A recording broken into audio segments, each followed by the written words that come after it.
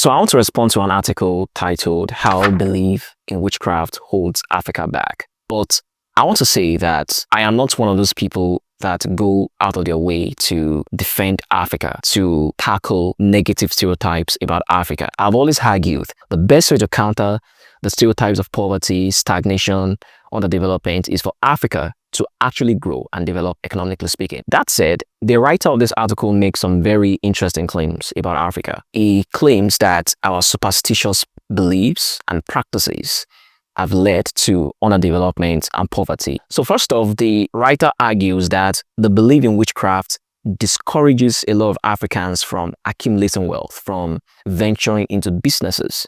Because if they accumulate wealth, there is this fear of some kind of retribution from evil spirits. He also claims that in some parts of Africa, people attribute sicknesses like HIV/AIDS to witchcraft. He also claims that there are some dictators we've had in Africa that perpetrated themselves in office by exploiting the belief in witchcraft. He claims that in some parts of Africa, particularly in Nigeria, some people engage in currency defacement to ward off evil spirits. And then he claims that witchcraft allegations have led to violence against women in Africa. Now, this is the fundamental problem that I have with the many claims made in this article. It is true that these beliefs do exist in Africa, but I would argue that the everyday reality of most Africans does not capture the claims made in this article. So for instance, he says that the belief in witchcraft discourages a lot of Africans from accumulating wealth. That is not true. If you look at pop culture in Africa,